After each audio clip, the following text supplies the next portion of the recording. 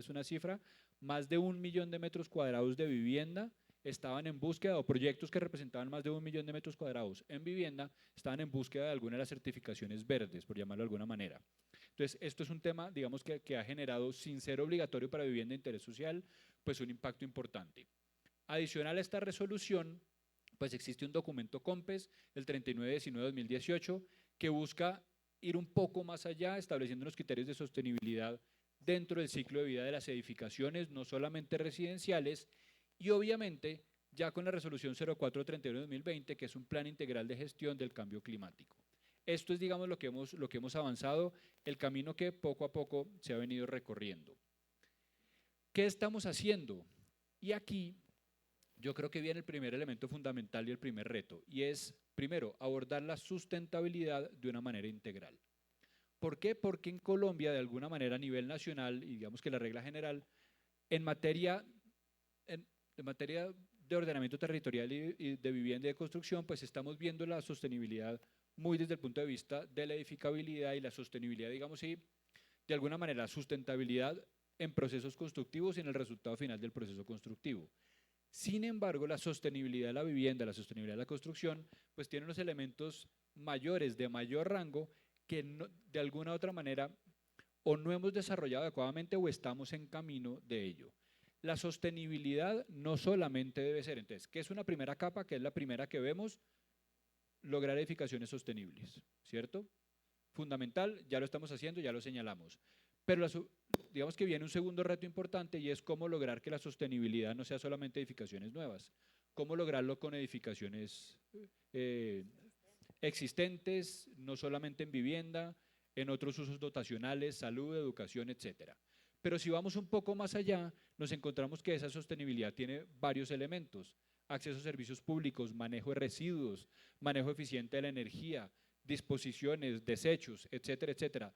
Elementos de confort. Un país con unos climas tan complejos como lo que tenemos acá, pues el confort climático termina siendo un elemento fundamental de la vivienda digna.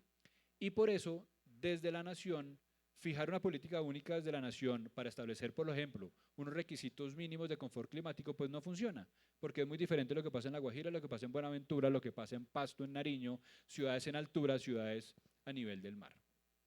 Pero si seguimos mirando, nos encontramos en que hay un escalón adicional, y es que yo no puedo simplemente pensar en sostenibilidad en la construcción si no hablamos de sostenibilidad en la urbanización, en el desarrollo del territorio. Giovanni nos hablaba de más o menos un 50% de la ciudad de Bogotá construida informalmente. Si vamos a nivel nacional, este porcentaje puede superar el 70%. Estamos hablando de un país cuya primera norma formal que establezca sistemas formales de desarrollo del territorio fue de 1989. Claro, ya en 1912, en 1913, el Código del Régimen Político Municipal de la época del Código Fiscal establecían algunas normas o la obligatoriedad de que hubiera planeamiento en el desarrollo de ciudades. Ojo, planeamiento, que no significa ordenamiento y gestión. Muy poco se hizo, algunas ciudades tuvieron algunos esquemas de planeamiento, desarrollos nuevos planeados, pero el ordenamiento del territorio como tal, pues no se vino a implementar realmente sino hasta finales de los años 80. Y es por eso pues que tenemos ciudades con unos crecimientos demográficos muy altos que se desarrollaron de manera 100% informal. Ahí es donde viene el reto, cómo aplicar criterios de sostenibilidad a lo que ya existe de manera informal desde hace varias décadas.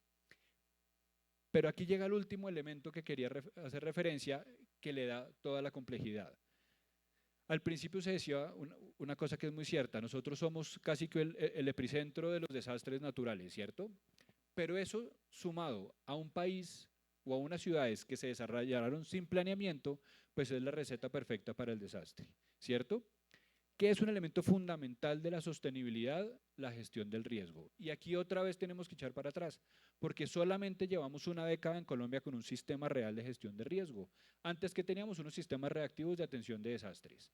Llega la ley 1523 y establece un sistema que hasta ahora estamos empezando a implementar de gestión de riesgo. Y el planeamiento urbano, la ordenación del territorio, pues es un elemento absolutamente fundamental para poder hacer una digamos, correcta o adecuada gestión del riesgo. Porque es que la gestión de riesgo no solamente es no construir en zonas de riesgo, es ver cómo se pueden implementar medidas para que lo ya construido pueda ser seguro, para que lo ya construido pueda eventualmente mitigarlo, o lo que ya no sea, pues poder, digamos, de alguna otra manera hacer los procesos de traslado hacia otros lugares. Entonces, fundamental, definir criterios de ordenamiento territorial sostenible, lineamientos de adaptación para un ordenamiento territorial resiliente. Y aquí llegamos, digamos, a cómo lo estamos viendo a futuro. Y cuando digo cómo lo estamos viendo a futuro, lo repito, el Ministerio de Vivienda, del cual tengo el gusto de representar hoy, pues es el órgano rector en materia de ordenamiento territorial en vivienda en todo el país. Es decir, con esto quiere decir es qué está haciendo Colombia a nivel nacional y a nivel de los diferentes territorios para lograr esto. Primero, absolutamente fundamental, tenemos que empezar a cambiar, hablando solamente de vivienda, naturalmente, porque pues, digamos que si habláramos de esto a nivel de ordenamiento territorial, primero me pasa el tiempo y segundo no es el tema objetivo específico de la conferencia, pero ¿qué estamos haciendo en materia de vivienda? Primero, fundamental lograr entender y desarrollar un concepto real de vivienda diferencial. ¿Qué es la vivienda diferencial? Una vivienda que responda realmente a la forma como las diferentes comunidades ocupan el territorio. Y es que, nuevamente, si seguimos pensando en modelos, llamémoslo de alguna manera, exportados, perdóname la precisión, de Bogotá hacia el territorio o de las capitales locales, departamentales hacia los territorios, pues el tema no va a funcionar. ¿Qué tenemos que hacer? Lograr encontrar muy bien cuáles son las formas en que la gente ocupa el territorio, cómo la gente vive, cómo quiere vivir y avanzar para que esto no sean solamente mecanismos, herramientas y metodologías reconocidas, sino hacerlas seguras y ambientalmente sostenibles. Muchas veces las viviendas que se construyen con materiales locales bajo costumbres locales no son ambientalmente sostenibles. Entonces esto hay que hacer un tránsito. O no son seguras, ¿cómo hacerlas seguras? En el año 2021 en Colombia implementamos un término, digamos, muy particular que fue la vivienda de interés cultural. Desafortunadamente esta vivienda de interés cultural, que era una vivienda diferencial, se empezó a confundir con inmuebles patrimoniales o con bienes de interés cultural. La vivienda de interés cultural va mucho más allá. La vivienda de interés cultural y la vivienda diferencial, como les digo, es esto que vemos acá, es ver cómo realmente podemos llevar, respetando costumbres y tradiciones, viviendas seguras, viviendas dignas, viviendas asequibles a todos los colombianos. Digamos, como puntos fundamentales y para terminar con unas cifras de los retos. Colombia es un país que hoy en día tiene todavía más de un 30% de hogares en déficit habitacional. Tener más del 30% de déficit habitacional en el año 2023, pues es una cifra enorme. De estos, estamos hablando aproximadamente un 23% en déficit cualitativo, que tiene una vivienda propia o en posesión, pero que no tiene condiciones adecuadas, y un poco más del 7% de déficit cuantitativo. En déficit cuantitativo hemos avanzado mucho. Los programas de generación de vivienda nueva pues han sido tan exitosos que han presentado una reducción importante del déficit y además, pues digamos que han sido adoptados en otros países. Obviamente hay todas las condicionamientos ambientales, si estos modelos de ocupación del territorio sí son los adecuados, el impacto ambiental en el territorio de estos programas es algo que no hemos medido y tenemos que medir, pero bueno, esto es un segundo capítulo. Pero lo que de alguna otra manera en los últimos años habíamos tenido, o tradicionalmente habíamos tenido descuidado, era ese déficit cualitativo.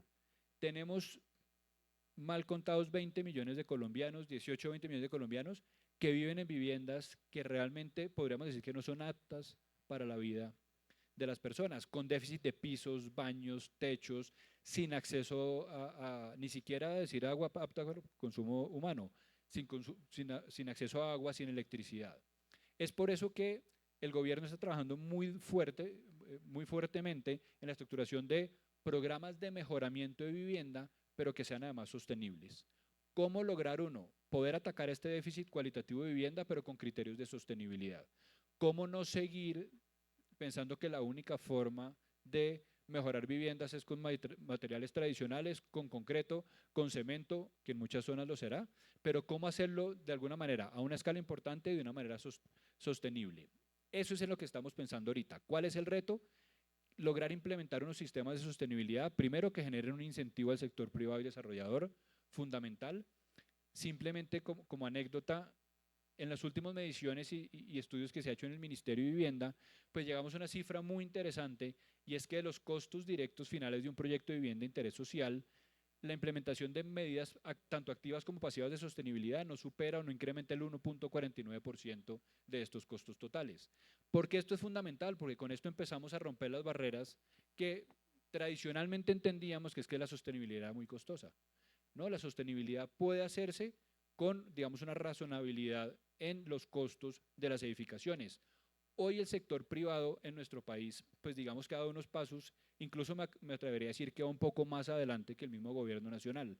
Hoy en día la mayoría de las entidades financieras tienen unos productos muy interesantes, unas tasas preferenciales para constructores que construyen, digamos, proyectos con estos criterios, y ya estamos empezando a ver tasas preferenciales de crédito para vivienda en de estas condiciones. Entonces, básicamente, ¿qué es lo que tenemos? Retos: empezar a entender la sostenibilidad desde arriba, es decir, desde el ordenamiento.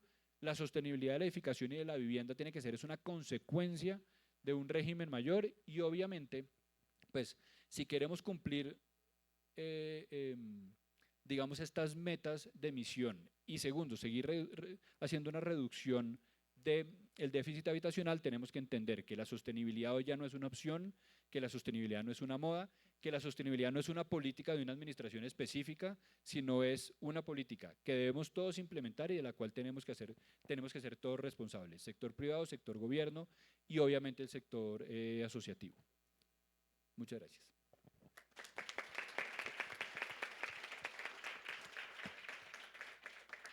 Muchísimas gracias por esa visión a nivel nacional y definitivamente ya no puede ser un gusto, una moda o algo pasajero de administraciones, sino algo que es requerido de acuerdo a al cambio climático que estamos ya teniendo en nuestra región. En ese sentido, nos acompaña Luisa, que ya la habíamos presentado, y ella desde un nivel metropolitano está trabajando en el Plan Estratégico Metropolitano de Barcelona, que también tiene un enfoque, pues yo diría que entre el nacional y el local, que nos va a compartir y cómo lo están trabajando en Barcelona. Adelante, Luisa. Muchas gracias. Gracias, Marina. Así como bien has dicho, mi nombre es Luisa Pinto y soy la referente de la misión de vivienda en el Plan Estratégico Metropolitano de Barcelona, pero me hace mucho gusto y honor estar acá porque además soy de Cajica, Cundinamarca, y bueno, llevo ya unos años viviendo en Barcelona. Así que el día de hoy lo que voy a hacer es presentar la estrategia para lo que llamamos la ciudad de los 5 millones, que va más allá de Barcelona. Seguramente algunos de ustedes han escuchado sobre Barcelona y la ciudad turística, pero esta ciudad turística, que es una ciudad de 1,6 millones de habitantes, hace ya bastantes años excedió sus límites territoriales y administrativos como Barcelona ciudad. Y este plan estratégico es un plan estratégico que justamente aquí hablamos de otros municipios que conforman esta gran ciudad metropolitana: Terrassa, Mollet, Pallejà, y otros municipios de la región. Y nos preguntamos en este proceso de planificación estratégica cuáles son esos límites invisibles de la ciudad y hasta dónde llegan. Y en esta charla quisiera sobre todo hacer énfasis en esos límites invisibles, cómo inciden en política de vivienda o en las políticas que hacemos para hacer frente a la emergencia climática, ya que son crisis y emergencias que no tienen límites territoriales. Entonces, como les decía, en el caso de Barcelona, es una ciudad de 1,6 millones de habitantes que tiene un área metropolitana oficialmente conformada, que es un gobierno de 36 municipios, pero la ciudad real y la ciudad funcional en términos de movilidad, de residencia y de puestos de trabajo es la región metropolitana de Barcelona, que está conformada por 160 municipios. Esta realidad territorial no tiene un gobierno formal establecido, con lo cual requiere, en este caso, de una estrategia que sea mucho más una alianza entre actores de diferentes niveles de gobierno. En España son expertos en lanzar límites y niveles de gobierno, así que hay límites que se contraponen entre ellos y, por supuesto, hacen muchísimo más difícil la coordinación y la gestión territorial. Como bien os decía, en el caso de la vivienda, no es el mercado de la vivienda en general y la forma como ocupamos el territorio no conoce de límites territoriales. Las dinámicas de commuting, de movilidad intrametropolitana entre municipios debido a los centros de empleo, a los precios mismos de la vivienda, genera unas realidades territoriales más amplias de la del centro de la ciudad. En estos 3 mapas quise traer un poco el estado del parque de vivienda actual en el área metropolitana de Barcelona y cómo ese estado actual impacta en la calidad de vida de las personas por cuenta de 3 elementos que se estudian allí. El primero es el estado de conservación de las viviendas, donde se puede ver más o menos en las manchas más oscuras que el 68% del parque construido fue construido antes de 1980, con lo cual es un parque residencial que requiere unas fuertes intervenciones de rehabilitación. Adicionalmente, el segundo elemento es el nivel de accesibilidad, donde se ven las secciones censales más oscuras, de azul más fuerte, son aquellas en las que hay más viviendas de planta baja, más 4 niveles, 4 pisos, sin ascensor. Lo cual también se concentra en barrios que coinciden con las poblaciones que tienen las rentas más bajas y poblaciones más vulnerables, muchas veces poblaciones de origen migrante, familias numerosas, que por supuesto tienen mucha más dificultad, también personas mayores o mujeres mayores. Y el tercer elemento, el tercer aspecto que se estudia es el comportamiento energético del parque desde el punto de vista de la demanda, es decir, factores para hacer frente a cambios energéticos o en el caso de altos incrementos de temperatura o bajas temperaturas. En el caso del área metropolitana de Barcelona, hace poco vemos en un estudio que 526.000 personas, 526.000 habitantes de la metrópoli, se encuentran en zonas vulnerables para hacer frente a calores a calores extremos, que en este momento justamente estamos en una de las olas más fuertes de calor en Europa y se está viendo cómo tanto las viviendas no se encuentran preparadas para hacer frente a este cambio climático, ni tampoco el espacio público que está alrededor de la vivienda, no solo la vivienda pensada como las 4 paredes y un techo, sino todo ese espacio urbano que forma parte también del espacio que habitamos.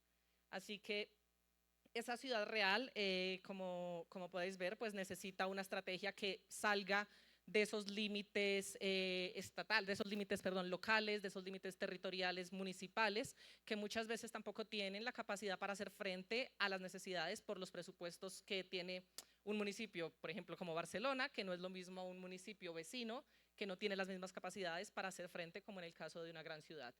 Por eso, en el Plan Estratégico Metropolitano de Barcelona, lo que vimos lo que vimos no ahora, desde hace 30 años que existe el plan estratégico, es la necesidad de tener una visión a largo plazo y una estrategia compartida que esté coordinada no solo desde el sector público, sino también involucrando a actores de lo que llamamos la quíntuple hélice.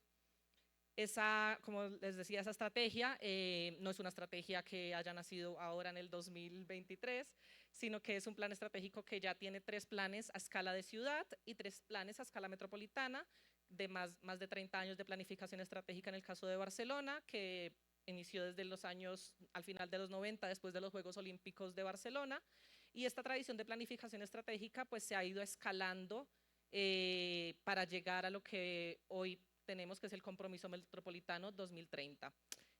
Como decía, esta estrategia requiere una visión compartida y de una u otra forma los actores, no solo públicos, sino también privados, sindicatos, comisiones obreras, universidades, han estado vinculados desde el inicio como miembros fundadores del plan estratégico, lo cual ha permitido y ha facilitado que se den los consensos adecuados, no solo desde el sector público. No obstante, pues esta coordinación, a pesar de no tener una escala de gobierno metropolitana, escala de región, pues tiene otro tipo de esfuerzos y eso es lo que nosotros intentamos hacer en torno al proceso de compromiso metropolitano, que está basado en 5 principios, que no voy a mencionar ahora todos. Quisiera sobre todo destacar el de la quíntuple hélice, ya que una de las preguntas que nos hacían era qué rol debe tener cada actor en hacer frente a políticas de vivienda para combatir la emergencia climática y para tener políticas de vivienda con equidad climática. Entonces, para nosotros es fundamental y creemos que es importante que no solamente desde el sector privado, sino desde la academia, la sociedad civil organizada, incluso los medios de comunicación y la ciudadanía, se articulen estrategias conjuntas para que las políticas puedan ser interiorizadas y también, por supuesto, territorializadas por parte de todos los actores del sector vivienda. Y no pasa. Y para esto, la estrategia, como les decía, está basada en una orientación hacia las misiones basadas en la innovación. Proponemos 8 misiones que tienen un objetivo común orientado a reducir las desigualdades y la segregación territorial, impulsando un nuevo modelo de prosperidad que tenga en cuenta el contexto de emergencia climática en el que nos encontramos. Las 8 misiones están basadas en 8 retos que consideramos que tiene sentido abordar a escala metropolitana, desde el reto de tener vivienda adecuada y asequible, la cohesión territorial, alimentación saludable y sostenible, movilidad sostenible y segura, emergencia ambiental y climática, niveles de renta y salarios suficientes, una economía innovadora e inclusiva y una vitalidad cultural que permita a todas las personas acceder a la cultura. Pero en las dos que creo que vale la pena hacer algún zoom muy corto es sobre vivienda y emergencia climática, que son dos que están muy relacionadas. En el caso de la misión vivienda, hacemos énfasis y nos focalizamos sobre todo en la crisis de la vivienda en alquiler, que además no solamente es es la mayor sobrecarga residencial que tienen los hogares en el caso de la región metropolitana destinan más del 30%, incluso algunos llegando al 50% de sus ingresos al pago del alquiler, por lo tanto se encuentran en vulnerabilidad económica, pero adicionalmente las personas que viven de alquiler también muchas veces se encuentran en otros tipos de vulnerabilidad como la vulnerabilidad social o vulnerabilidad ambiental, ya que no pueden acceder a los mismos tipos de subsidios o ayudas para, por ejemplo, rehabilitación energética de los edificios al ser inquilinos y no propietarios de la vivienda. Con lo cual es uno de los retos que tenemos, todo lo que tiene que ver con rehabilitación de viviendas y edificios. Las misiones nos han permitido tener una mirada holística, por decirlo así, de los retos, de forma que al reducir la sobrecarga que tiene que destinar una persona para acceder al mercado de la vivienda en alquiler, puede tener una mejor disposición para tener alimentación de calidad, vamos a generar barrios con menos vulnerabilidades, viviendas más sostenibles y menos emisión de gases de efecto invernadero, por supuesto. Y ya de forma puntual, una de las estrategias que a escala más local en Barcelona y que por supuesto está inserta en la misión de vivienda, es uno de los casos que tenemos como un caso de ejemplo de la misión de vivienda en el tema de rehabilitación, en la estrategia de la ciudad de Barcelona en materia de rehabilitación urbana, que tiene 3 escalas, la escala de edificio, la escala de barrio y la escala de ciudad, de forma que también intentamos ver que la vivienda es uno de los factores que puede ser generadores de mejor salud o empeoramiento de tu salud. 2 minutos. Y ya acabo. Y por eso en este programa de rehabilitación urbana actualmente hay 6 ámbitos de regeneración urbana en el caso de Barcelona, pero también hay otros ámbitos de regeneración urbana a escala metropolitana a través del plan de barrios que identificó los barrios más vulnerables, es decir, que tienen más déficit en vivienda por la antigüedad de la vivienda o por las rentas bajas de la población. Y sobre estos barrios se hacen 3 tipos de rehabilitación. La que tiene que ver más con el entorno urbano de la vivienda, la que tiene que ver con el edificio propiamente dicho o con los elementos internos del edificio, como por ejemplo instalación de ascensores, mejoras de zonas comunes del edificio, pero por supuesto lo que decía es que todas estas estrategias, lo que hemos visto es que antes se hacía como una convocatoria para que las personas vinieran al ayuntamiento, que fuera a pedir el subsidio, la ayuda para la rehabilitación. Y eso generaba de alguna forma un desequilibrio frente a familias vulnerables y familias no vulnerables, porque una familia que trabaja 8 o 10 horas, pues uno no se entera que hay una política pública de rehabilitación, no tiene tiempo de ir al ayuntamiento a pedir ningún tipo de ayuda, por lo tanto se pierde, hay un concepto que se llama non-take-up, que es que las políticas públicas a veces van destinadas y son aprovechadas por colectivos que realmente no son los que más la necesitan. Así que se cambió un poco el enfoque de la política y se fue hacia un enfoque más proactivo de parte de la administración a ir a buscar a esas familias. Por ejemplo, llamamos uno de estos que son fincas de alta complejidad, fincas como edificios de alta complejidad, y es ir a buscar esos edificios que tienen concentración de personas vulnerables, concentración de familias numerosas, de personas con rentas bajas, de personas de origen migrante, y allí ir desde el ayuntamiento a ofrecer a estas personas el acompañamiento, porque tampoco ellos tienen muchas veces los recursos para contratar un arquitecto que presente un proyecto de rehabilitación, y se cambió un poco la lógica de esperar que vengan ellos a pedir las ayudas. Así que esto pues ha permitido focalizar muchísimo más los recursos del ayuntamiento y también los recursos europeos que hay para toda la ola de rehabilitación energética y destinarlo pues a las familias que realmente necesitan más estos recursos y que no podrían llegar, así intentando de alguna forma mejorar esta equidad en términos de emergencia climática. Y creo que con esto ya termino.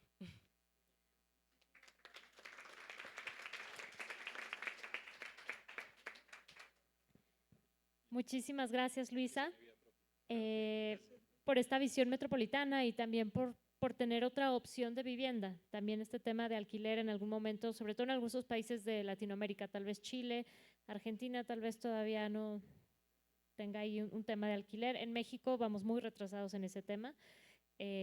Pero bueno, muchísimas gracias por esa visión metropolitana. Luis, nuestro último experto, vicepresidente de Área de Asia-Pacífico, muchísimas gracias por acompañarnos y adelante, Luis. Gracias, muy amable. Es un placer estar con todos ustedes, estar en Sudamérica después de muchos años. Voy a pedir su paciencia conmigo porque el lenguaje profesional que tengo es en inglés y por ya más de casi 2 décadas. Entonces, el encontrar términos en español cuesta, pero es lengua materna, o sea que se puede. Lo que quiero comunicarles es que en Asia-Pacífico, Habitat, nos encontramos en 17 países en la región de Asia y de Pacífico y es bastante diverso. Trabajamos en países que son en vías de desarrollo y en países desarrollados. Otro tema que es importante mencionar es que, de acuerdo a lo que hemos escuchado y al reporte de María, todos estamos en el mismo bote. Y el mensaje que quiero comunicarles es que no hay equidad climática sin abordar el tema de justicia de vivienda, sin abordar el tema de soluciones sostenibles, soluciones sólidas en asentamientos informales. Así es que esto es algo que quiero enfatizar y ese es el tema principal de la presentación que tengo. No tengo un ejemplo en particular, pero les voy a hablar de la generalidad de Asia-Pacífico y creo que va a ser un tema para poder conectarnos en la búsqueda de soluciones conjuntas. Bien, quiero darles una introducción de la región en la que estamos.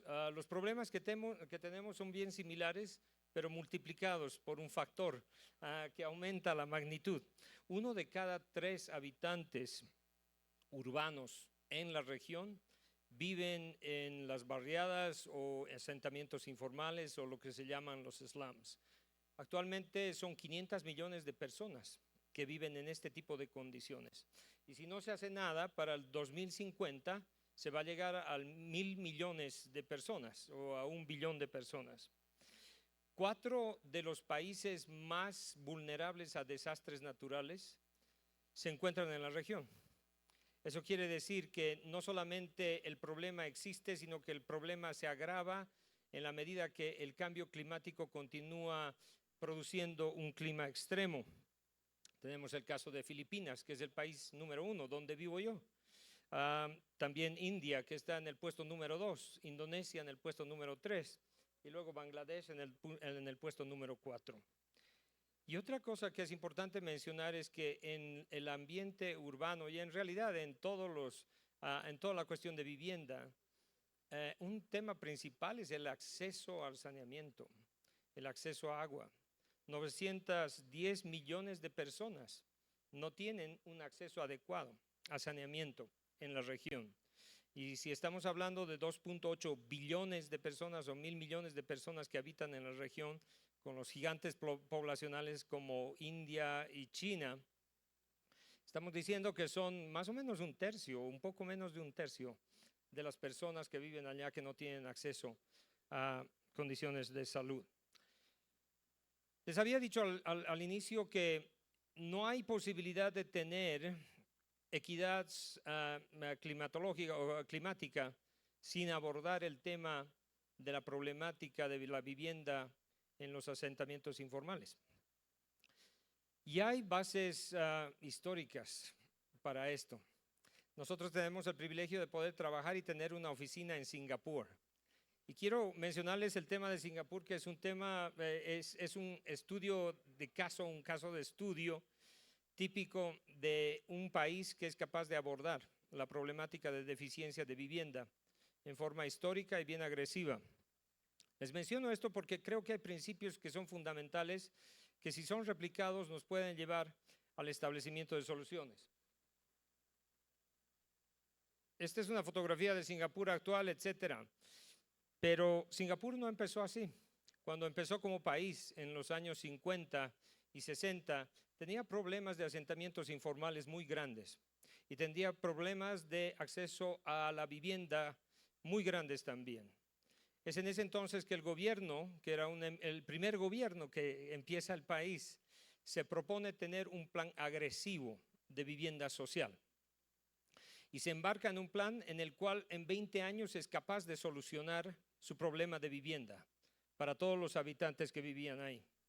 Y es un programa netamente llevado adelante por el gobierno con un fondo de inversión fuertemente respaldado por el gobierno, con una política de control de la especulación del precio de la tierra, que en retrospectiva tiene mucho sentido, y también con un componente que es pionero, que es el establecimiento de una oficina que permite un relacionamiento muy directo con las comunidades, con los barrios y con las familias a las cuales se les quiere afectar en forma positiva con vivienda social, de tal manera que esas familias y de tal manera que esos barrios sean parte de la formulación de las soluciones.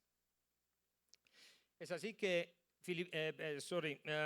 Singapur se embarca en esta iniciativa y el 80% de las personas que tienen vivienda al final de este transcurso de provisión de vivienda adecuada para toda la población, el 80% es vivienda social.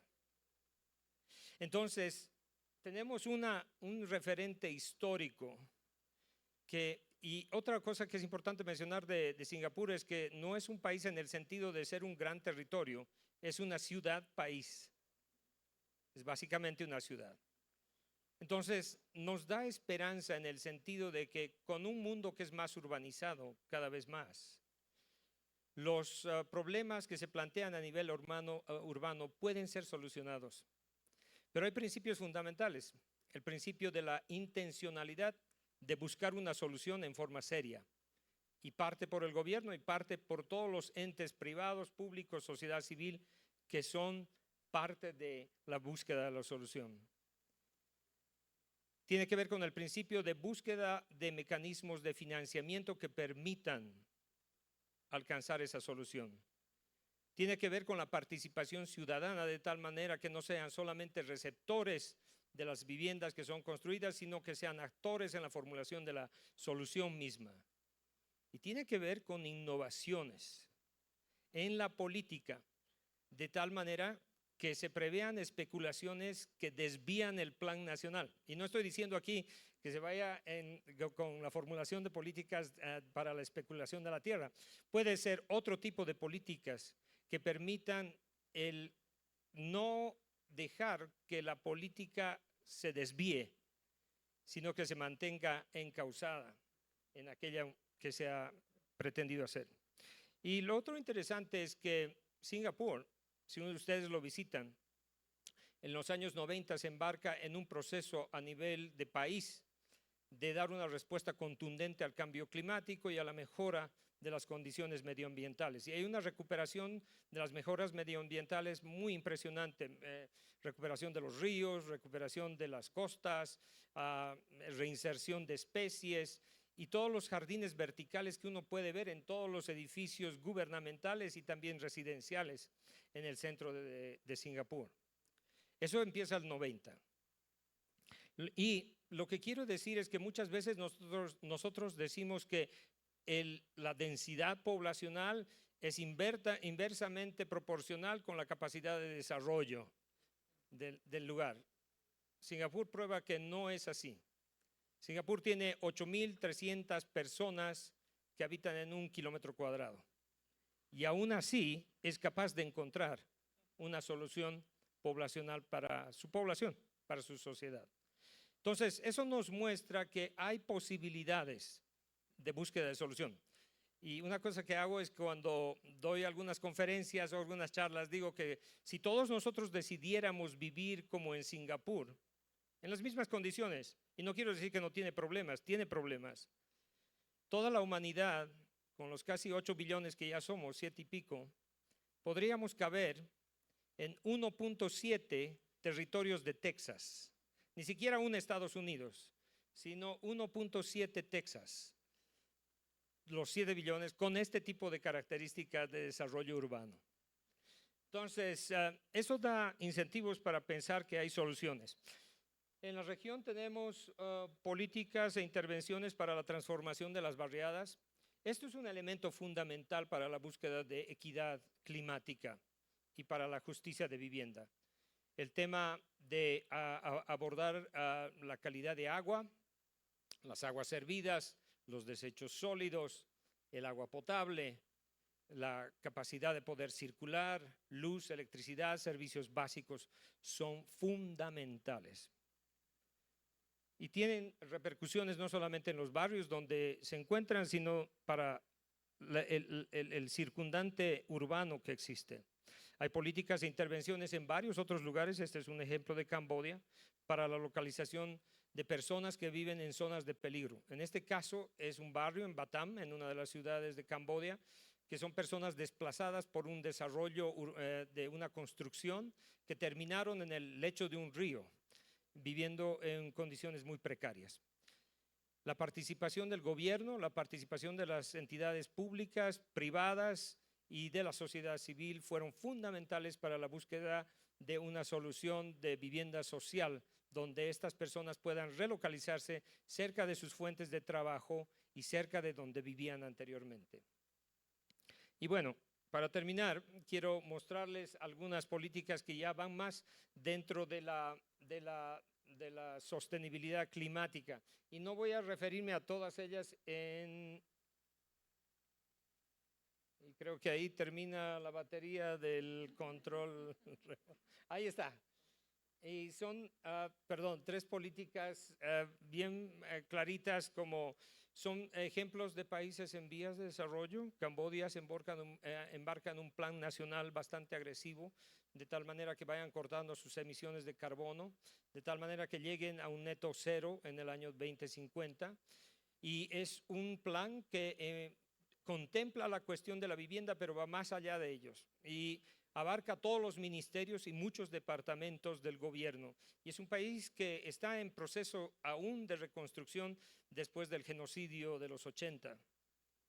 Pero da mucha esperanza el hecho de que hay una iniciativa de alcanzar este tipo de soluciones. Filipinas lanza no mucho tiempo atrás un programa que se llama Balay Verde, que es un programa de financiamiento climático.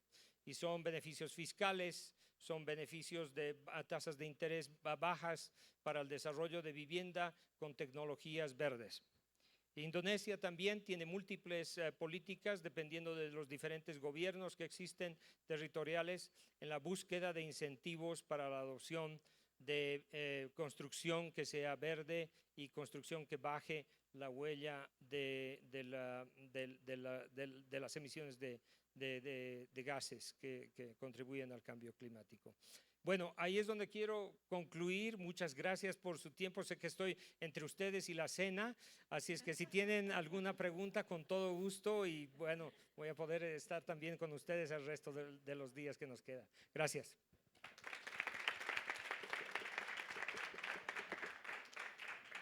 Muchísimas gracias, Luis. Creo que muchas veces consideramos que tal vez las políticas, los programas deben de ser progresivos, pero tal vez deberíamos de ser más tajantes, probablemente. Efectivamente, ya se nos acabó el tiempo. Tenemos varias preguntas que enviaron en el muro de la sesión.